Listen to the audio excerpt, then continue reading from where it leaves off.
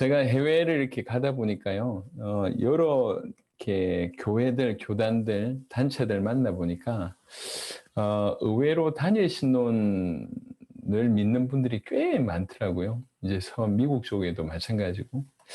어떻게든 저분들도 제대로 믿게 해야 되겠다 싶어서, 삼일체 하나님을 어떻게 설명을 할까. 근데 이제 그냥 표지에 삼일체를 써놓으면 이분들이 아예 듣지를 않을 거지 않습니까? 그래서 이제 삼일체 하나님에 대한 부분들을 언급하면서 이렇게 표현하는 것이 좀 필요하겠다 싶어서 24강을 이렇게 이제 설명을 한 겁니다.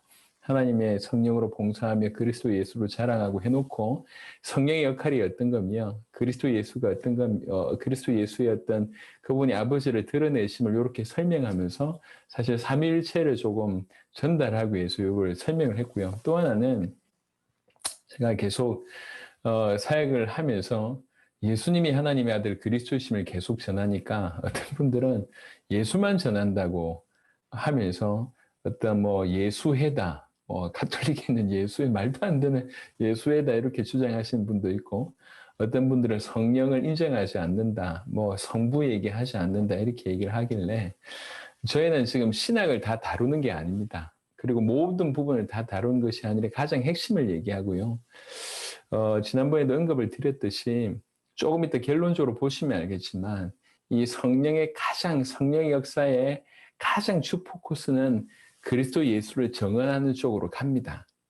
그러니까 그리스도이신 예수님을 드러낸다고 하는 것 자체가 기저의 성령의 역사가 뒷받침되지 않으면 불가능하다라고 하는 뜻이고 사실 그리스도 예수가 결국 아버지를 드러내시지 않습니까? 그러니까 그리스도 예수를 강조하는 것이 아버지를 드러내심과 성령의 역사가 동시에 서려 있는 것이죠. 그래서 이 얘기를 하는 겁니다. 성령을 인정 안 하는 것도 아니고 성부 하나님을 얘기 안 하는 것도 아닙니다.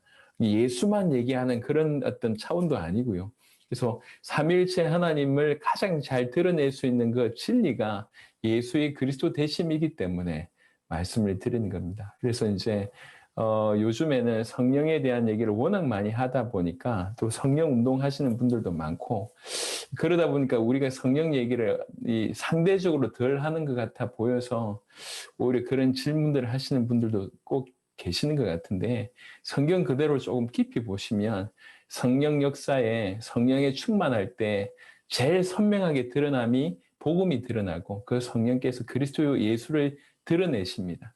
그리고 또 그리스도 예수의 모습을 통해서 우리는 아버지를 볼 수가 있다고 할 수 있습니다. 결론적인 부분이 그 얘기입니다. 자, 하나님의 성령에 관한 일반적인 얘기들을 우리가 잘 알고 있는 일반적인 얘기를 잠시 좀 정리해 봤습니다. 너무 많지만 에스겔 36장 25절에서 28절에 맑은 물을 너희에게 뿌려서 너희로 정결하게 하되 곧 너희 모든 더러운 것에서와 모든 우상 숭배에서 너희를 정결하게 할 것이며 또 새 영을 너희 속에 두고 새 마음을 너희에게 주되 너희 육신에서 굳은 마음을 제거하고 부드러운 마음을 줄 것이며 또 내 영을 너희 속에 두어 너희로 내 율례를 행하게 하리니 너희가 내 규례를 지켜 행할지라 내가 너희 조상들에게 준 땅에서 너희가 거주하면서 내 백성이 되고 나는 너희 하나님이 되리라. 구약의 에스겔을 통해서 성령에 관한 부분들을 아주 선명하게 다루셨습니다. 26절에 보니까 새 영을 너희 속에 두겠다라고 얘기하고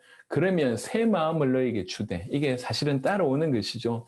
너희 육신에서 굳은 마음을 제거하고 부드러운 마음을 줄 것이며 주의 성령이 임하셨을 때에 우리에게 일어난 일들에 대한 얘기입니다. 그래서 정말 성령의 어떤 역사 가운데 있다고 하면 제일 두드러진 특징 중에 하나가 뭐냐면 굳은 마음이 점점 제거되고 부드러운 마음으로 생긴다고 얘기합니다. 그러니까 제가 너무 그런 일들을 많이 봐서요. 이런 거죠. 교회 안에서 이렇게 싸움이, 갈등이 일어날 수 있지 않습니까? 그럼 불신자들은 술 한 잔 먹고 풉니다. 근데 신자들은 새벽 기도 해가면서 끝까지 싸웁니다. 새벽 기도 해가면서 저 속에 있는 사단 얘기하고 자기 속에 있는 사단은 상관없이 새벽 예배하고 수요 예배하고 금요 철회하면서 오만 기도 다 하면서 용서하지 않습니다. 그러니까 교회 안에서의 싸움은 또 이게요. 이게 이제 나름 성전이라 생각을 하는지 주님을 위한 전쟁이라고 생각하는지 모르겠지만 정말 불신자들 저 세상 바깥보다 더 치열하게 싸웁니다. 참 아쉽죠. 이제 큰 교회, 뭐 어떤 교회라고 얘기할 수는 없겠고, 그 큰 교회 담임 목사님을 고발한 분들이 그 교회 장로님들이시고요. 이게 이제 왜 이런 일이 벌어질까? 왜 이런 일이? 저도 사실은 어릴 때 제 고신 배경을 가지고 있으니까요. 담임 목사님 너무 힘들어 하시는 거죠. 담임 목사님이 이제 개척한 분이 아니라 저희 교회가 오래된 교회인데 담임 목사님이 이제 이렇게 오셨고 새로운 담임으로 오셨고 기존에 짱짱한 장로님들 그룹이 대단한 분들이 이제 있지 않습니까? 이 틈바구니에서 담임 목사님이 이 장로님들보다 연배도 어리고 또 뭐 이러다 보니까 이게 이제 뭐 이렇게 마음껏 힘있게 사역하시는 것보다 항상 눈치 보고 사역을 하시고 이런 일들을 제가 어릴 때부터 계속 봐오면서 왜 그럴까?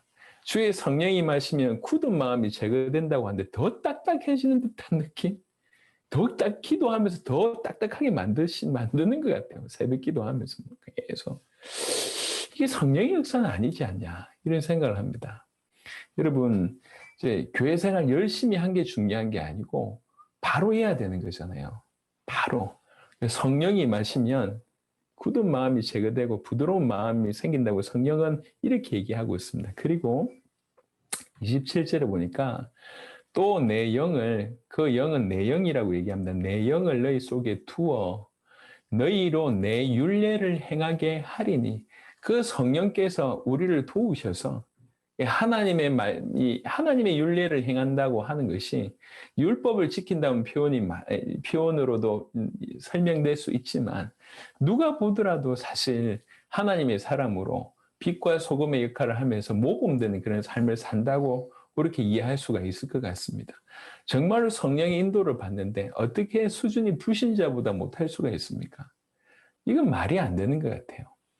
그러니까 제 주변에도 교회를 안 다니는 이유가 예수님이 싫어서 안 다니는 게 아니고 예수 믿는 자가 싫어서 안 온대요. 예수 믿는 자가.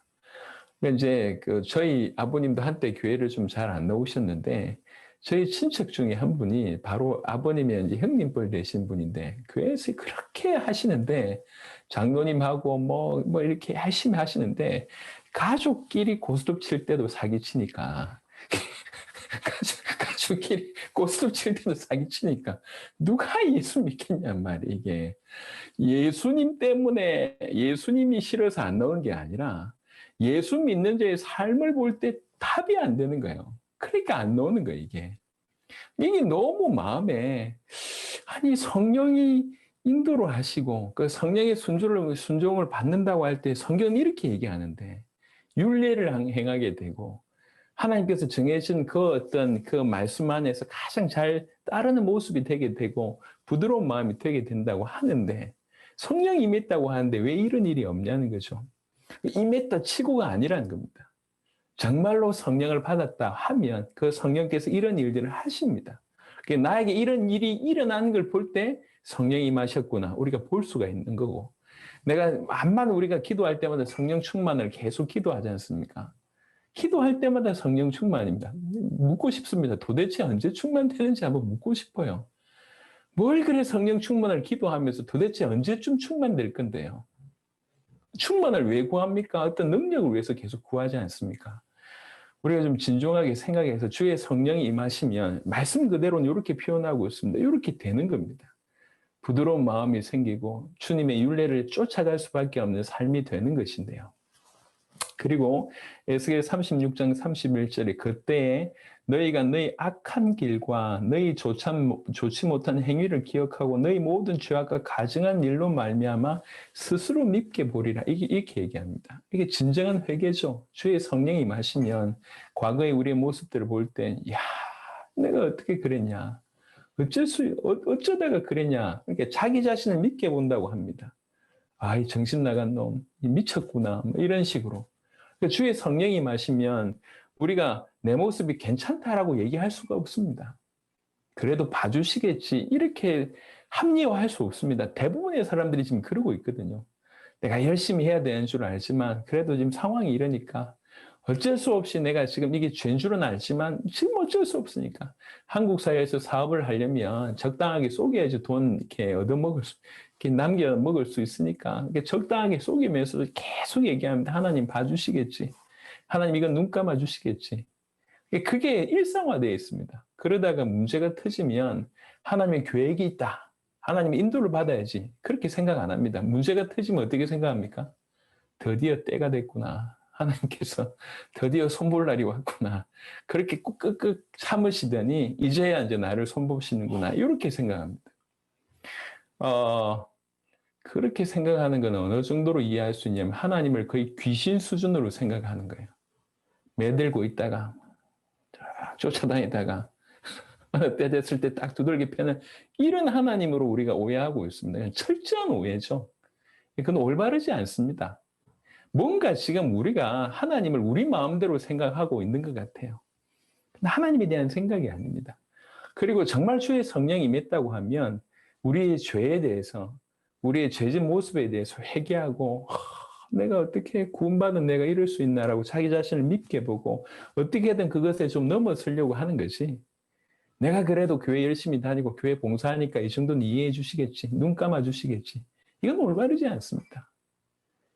그게 어떻게 올바릅니까? 주의 성령이 그 양심을 계속 찌르는데 그 양심에 계속 찔림을 허락하신데 주의 성령이 맞다고 하면 그 자리에 박차고 나오든지 아니면 정말 주를 위해서 인생을 드리든지 해야 될 것인데 계속 거기 있습니다. 성경은 주의 성령이 임하시면 너의 죄악 때문에 네 자신 스스로 믿게 볼 것이다 이렇게 얘기하셨습니다. 이게 올바릅니다. 주의 성령이 임하시면.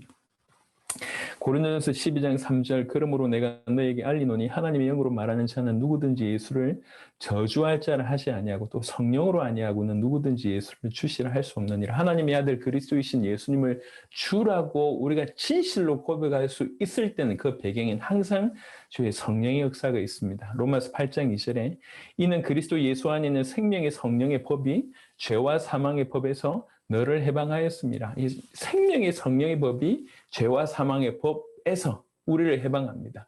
생명의 성령이 어디에 있냐? 그리스도 예수 안에 있다고 하는 것이죠. 고린도전서 6장 11절 너희 중에 이와 같은 자들이 있더니 주 예수 그리스도의 이름과 우리 하나님의 성령 안에서 씻음과 거룩함과 의롭다 하심을 받았느니라. 그 성령께서 씻기시고 거룩하게 하시고 의롭다 하시는 그 모든 부분에 역사하신다고 하는 겁니다. 에베소 5장 18절 술 취하지 말라 이는 방탕한 것이니 오직 성령의 충만함을 받으라. 술 취하지 말라라고 한 것과 비교한 것은 드러난 모습이 술 취한 것처럼 보이니까 그렇습니다. 뭔가 정상이 아닌 것처럼 보이는 거예요. 왜 그러냐면 이 사람 원래 센티멘탈한 사람인데 아니면 아주 뭐 이렇게 조금 어떻게 보면 굉장히 융통성이 없거나 아니면 뭐 딱딱하거나 이렇게 보이는데 주의 성령이 임하면 뭐 기뻐하는 모습 보이고 용서하고 보통 사람이 아닌 것처럼 보이니까요. 이러니까 이제 성령 충만을 받으라라고 이제 술 취하지 말라고 좀 하고 좀 비교한 거 아닌가 생각을 합니다. 우리에게는 정말로 성령의 충만함을 필요합니다. 성령이 충만한다는 얘기는 우리가 성령께 온전히 장악된다고 하는 뜻이겠죠.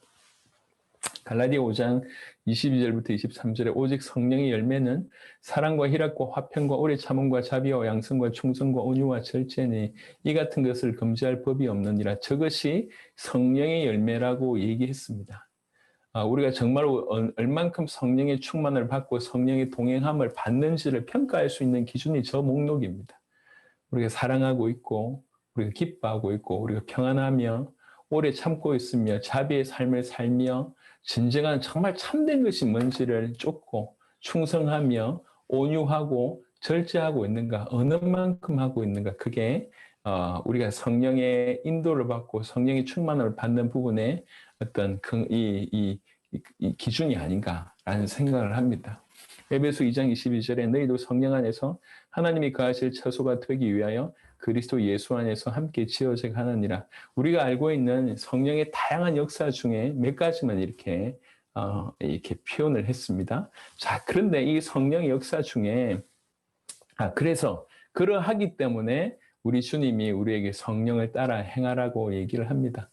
내가 갈라디아 5장 16절에 내가 이루노니 너희는 성령을 따라 행하라. 그리하면 육체의 욕심을 이루지 아니하니라. 성령이 우리 안에 계시고 우리를 끌고 가시기 때문에 따라 행하라 이렇게 얘기합니다. 가만히 계시지 않습니다.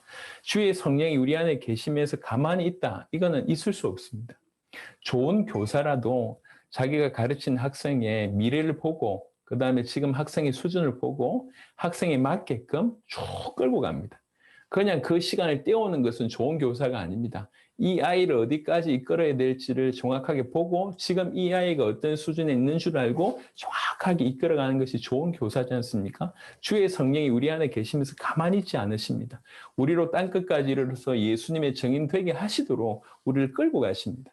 끌고 가시니 우리가 따라 행하는 이것이 가장 어떻게 보면 믿는 자의 삶이며 가장 즐거운 삶이다 할 수가 있습니다. 갈라디아 5장 18절에 너희가 만일 성령이 인도하시는 바가 되면 율법 아래에 있지 아니하리라. 사실 성령의 인도를 받게 된다고 하면 율법 아래에 있는 삶하고는 비교가 안 된다고 하는 거죠. 우리가 아예 성령의 종인데 율법의 종일 수 없다는 얘기고 또 정말 성령 인도하심을 받는다고 얘기할 때 율법을 뛰어넘을 수 있다는 겁니다.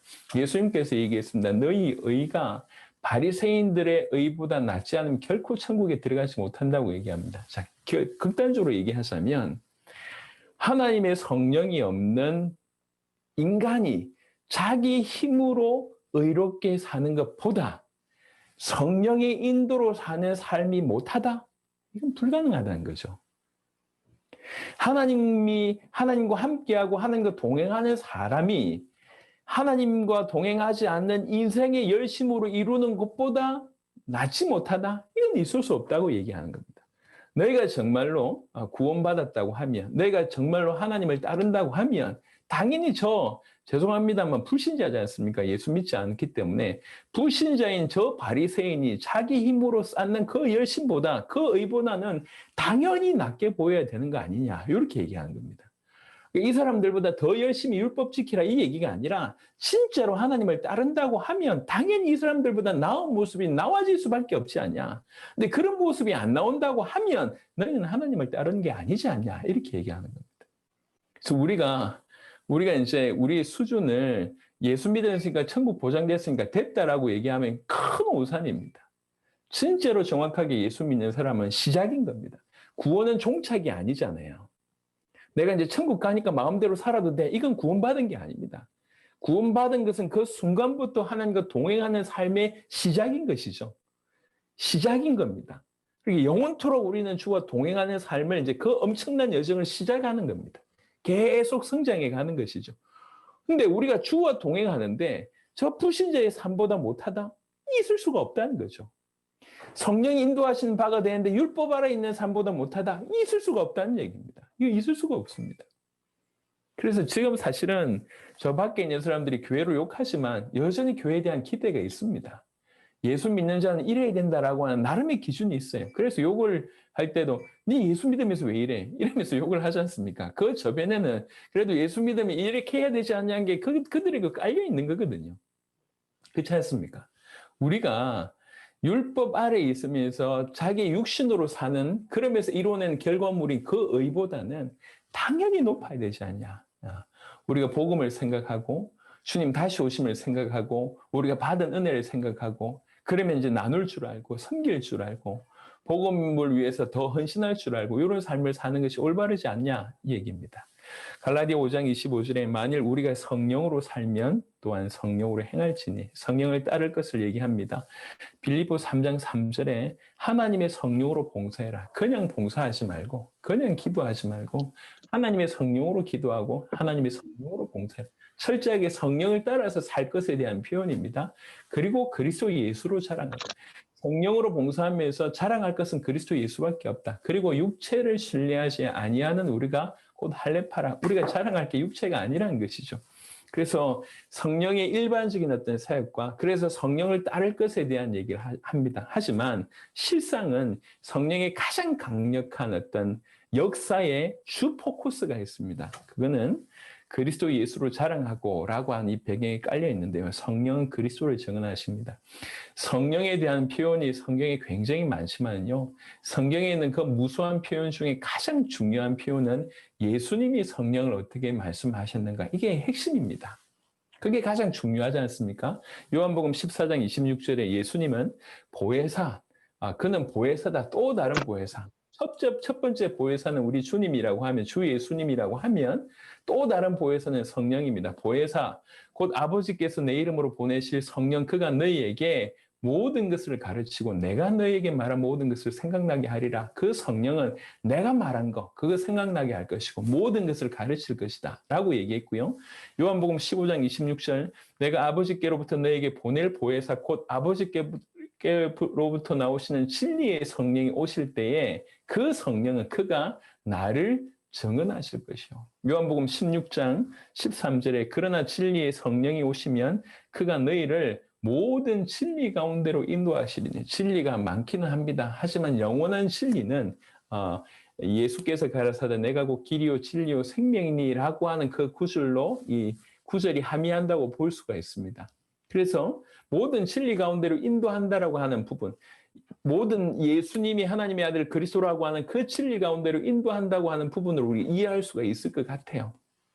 그래서 여튼 이 성령은 진리의 성령이며 진리를 드러냅니다. 그가 또 요한복음 15장에 그 예수님을 증언한다. 그가 나를 증언한다. 그가 말한 모든 것을 내가 말한 모든 것을 생각나게 할 것이다. 예수님이 지금 성령에 관해서 계속 이렇게 얘기하고 있습니다. 사도행전 1장 8절도 예수님이 하신 말씀입니다. 오직 성령이 너에게 임하시면 너희가 권능을 받고 예루살렘과 온 유대와 사마리아와 땅끝까지 이르러 내 증인이 되리라 하시니라. 아멘. 여기 보면 성령 충만을 계속 강구할 때 사람들이 뭘 위해서 성령 충만을 많이 강구하냐면 바로 이 부분, 너희가 권능을 받고 여기에 포커스를 많이 맞춥니다. 여기에. 지금은 좀 덜 그런지 모르겠지만 한국에 한때 40일 금식 기도하는 경우들이 굉장히 많았습니다. 40일 금식 기도. 네, 저는 안 했습니다. 앞으로도 안 할 예정입니다. 40일 금식 기도 하시는 분들이 많은데, 근데 40일 금식 기도를 왜 하는가? 이게 지금 중요한 겁니다. 물론 정말로 하나님의 뜻을 구하고자 하시는 분들도 많지만 어떤 분들은 능력이 필요한 거예요. 저 장로들이 내 말을 안 듣는다면서 내가 권능을 받아가지고 저 장로들 어떻게 해야 되겠다 이런 분들 꽤나 사실은 많습니다. 왜 포커스가 어디냐면 권능을 받고자 성령 충만을 구할 때도 권능에 포커스를 많이 둡니다. 오늘날 수많은 성도들이 성령 충만을 구할 때도 그들의 포커스는 권능입니다. 하지만 권능은 따라오는 겁니다. 예수님이 말씀하셨습니다. 성령이 임하시면 땅끝까지 이르러 내 증인이 되리라. 요겁니다. 땅끝까지 이르러 내 증인이 되리라. 되리라는 말은 무슨 말이냐면 하나님의 의지, 예수님의 의지가 그 안에 담겨져 있습니다. 내가 너로 되게 하겠다. 그 얘기입니다. 너는 될 것인데 되리라. 하지만 내가 그걸 하겠다. 이 얘기입니다. 예수님께서 너로 하여금 성령이 임하면 땅끝까지 이르러 내 증인이 되게 하겠다. 되리라. 이렇게 얘기합니다. 포커스가 뭐냐면 예수님의 증인 되게 하겠다. 그게 성령이 임하신 목적입니다. 이거 하기 위해서 필요한 게 뭐냐면 권능이니까. 권능은 어떻게 보면 도구적인 차원입니다. 목적은 뭐냐면 땅끝까지 이르러 예수의 증인 되게 하는 것이 이게 목적입니다.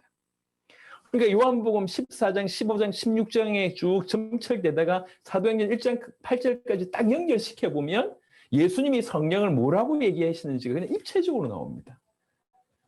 성경은 예수님이 오신 이유도 그렇고 지금 성령 역사에 했던 중요한 이유도 우리 인간의 구원을 위함입니다. 그리고 우리로 하여금 하나님의 형상을 담게 하기 위함입니다. 방법이 뭡니까? 오직 메시아이신 메시아를 통해서만 우리가 구원을 받고 메시아를 통해서만 참된 모든 문제 가운데 해결받을 수 있습니다. 예수가 하나님의 아들 메시아 그리스도라고 성경은 얘기하고 이 모든 것들을 알게 하시는 분, 적용시키시는 분이 누구냐? 주의 성령이십니다. 그래서 계속 그리스도이신 예수님을 드러내는 역할을 성령이 하신 거죠. 그 성령의 역할을 예수님이 지금 정확하게 얘기하고 있습니다. 성령은 이런 분이다. 라고 지금 얘기하고 있습니다. 그래서요, 여러분 사도행전을 자세하게 보시면 사도행전에 주의 성령의 충만함이 임할 때마다 무슨 일이 벌어지는지 보십시오. 사도행전 2장에 성령이 임했잖아요. 성령이 임하고 나서 어떤 일이 벌어졌습니까? 15개국 이상에서 몰려왔던 헬라파 유대인들이 복음을 받고 이렇게 주님 앞에 완전히 무릎 꿇는 일이 벌어집니다. 사도행전 10장에 고넬료에게 복음 전할 때 주의 성령이 임했는데 성령이 임할 때 반드시 복음 전해지는 일이 벌어졌습니다. 성령이 강력하게 임할 때마다 노골적으로 성령 역사가 일어날 때마다 복음이 전해지지 않는 적이 한 번도 없습니다. 오히려 이 복음이 선명하게 전달되게 하기 위해서 주의 성령이 임하셨다고 볼 수가 있습니다. 근데 만약에 이 후자가 빠진다고 하면 이 성령의 방향을 잃은 겁니다. 그래서 저는 성령운동을 잘 모릅니다. 성령운동을 잘 모르지만 성령운동이 그닥 그렇게 복음적인 열매를 맺지 못한 이유는 뭐냐면 이 목적을 잃어버렸습니다. 그래서 성령운동 한다고 하면서 정말 많은 것들을 합니다. 뭐 이렇게 웃기는 뭐 것도 하고, 어떤 때는 뭐 눈물 흘리는 그런 것도 하고, 어떤 때는 뭐 이빨 뭐 금이빨로 바뀌는 뭐 그것도 하고요. 오만때만 걸 다 하더라고요. 성령운동 권능 받아야 된다고 하면서 방방 뛰고 입신하고 뭐 이렇게 장풍 쏘고 뒤로 넘어지고. 특별히 중남미는 우리보다 더 활발해요. 그래서 땅바닥이 구릅니다. 막 계속 굴러다녀요. 그래서 제가 막 구르고 있을 때 풀렸어요. 이게 성령 역사로 보이냐, 귀신 역사로 보이냐. 이게 이렇게 뭔가 받았다고 굴러다니고 있는데 이게 성령 역사냐, 귀신 역사. 생각해봐. 이게 성령 역사라고 생각하냐. 일단 구르기 전에 몸을 막 떠는데, 참, 많은 생각이 듭니다. 떠면서 넘어지고 거품 물고. 아니, 성령이 이렇게 지저분합니까? 이게 성령 역사냔 말이에요, 이게. 뭔가요? 방향을 다 잃어버렸어. 뭔가 찌릿찌릿하면 성령 역사래. 찌릿찌릿하면 병원 가야지. 왜 자꾸 찌릿찌릿한 걸 가지고 성령 역사라고 합니까? 성령 역사가 아니에요, 그게. 진짜 성령의 역사는 방향이 선명하게 서 있습니다. 선명하게. 오직, 사도행전을 보세요. 오직 성령이 임하시면 땅끝까지 이르러 내 증인이 되리라. 쭉 보세요. 사도행전 4장 같은 데도 보니까 베드로가 성령이 충만합니다. 이 베드로가 성령이 충만하여 그래 놓고 12절에 다른 이로서는 구원을 받을 수 없나니 천하 사람 중에 구원을 받을 만한 다른 이름을 우리에게 주신 일이 없음이라 하였다. 성령 충만한 반드시 그 성령이 그 입술을 통해서 예수에 대해서 정언하도록 하나님 만드십니다. 사도행전 5장 32절에 우리는 이 일의 증인이요 하나님이 자기에게 순종하는 사람들에게 주신 성령도 그러하니라. 성령도 증인이라는 거죠. 그래서 요한일서 5장 6절에 이는 물과 피로 임하신 이시니 곧 예수 그리스도시라. 물로만 아니요 물과 피로 임하셨고 정언하는 이는 성령이시니. 성령은 진리니라. 뭘 정언합니까? 복음을 정언한다는 얘기죠. 예수께서 하나님의 아들이심을 정언하는 이가 성령이십니다. 그래서 성령은 이 복음이 복음되게 하시는 것이고 이 복음이 우리에게 적용되게 하셔서 구원에 이르게 하시는, 그리고 구원받은 자들로 하여금 복음 속에 깊이 들어가게 하시는 그 모든 삶의 성령은 관여하십니다. 성령이 주관하십니다. 그래서 진짜로 성령의 역사는 예수 그리스도를 정언하고 예수 그리스도를 드러내는 바로 그 일을 하신다는 것이죠. 그리고 그 그리스도이신 예수님은 아버지를 나타내십니다. 요한복음 14장 6절부터 11절 잘 아신 말씀입니다. 예수께서 이르시되 내가 곧 길이요 진리요 생명이니 나로 말미암지 않고는 아버지께로 올 자가 없느니라. 너희가 나를 알았더라면 내 아버지도 알았으리로다. 이제부터는 너희가 그를 알았고 또 보았느니라. 빌립이 이르되 주여 아버지를 우리에게 보여주옵소서. 그리하면 족하겠나이다. 예수께서 이르시되 빌립아 내가 이렇게 오래 너희와 함께 있을 때 네가 나를 알지 못하느냐. 나를 본 자는 아버지를 보았거늘 어찌하여 아버지를 보이라 하느냐. 그리스도는 하나님의 형상입니다. 그 말은 그리스도를 통해서 하나님을 알 수 있다는 거죠. 아버지를 알 수 있다고. 우리 성부 하나님께서 어떤 분인지 그리스도 인생을 통해서 그분의 모습을 통해서 하나님을 알 수가 있습니다. 마태복음 11장 27절에 내 아버지께서 모든 것을 내게 주셨으니 아버지 외에는 아들을 아는 자가 없고 아들과 또 아들의 소원대로 계시를 받는 자 외에는 아버지를 아는 자가 없느니라. 요한복음 1장 18절 본래 하나님을 본 사람이 없으되 아버지 품속에 있는 독생하신 하나님이 나타내셨느니라. 아무도 하나님을 볼 수가 없는데 독생하신 하나님이 나타내셨다고 얘기합니다. 그리고 요한복음 10장 30절에 나와 아버지는 하나이니라 하신데 되어 있습니다. 그리스도 예수께서 우리 아버지를 드러내십니다. 그게 지금까지 우리에게 들려주신 성경의 말씀입니다. 그래서 우리가 계속 예수의 하나님의 아들 그리스도이심을 증언할 때 그 증언의 배경에는 반드시 성령의 역사가 있는 것이고, 그리고 우리가 그리스도 예수를 알고 그분을 믿고 그분을 따라가고 이렇게 그분을 닮아갈 때 점점 우리는 성부 하나님, 그 아버지 하나님을 깨닫게 되는 은혜가 있는 것입니다. 모호하지 않게. 아버지를 나타내시는 분이 아들이시기 때문에.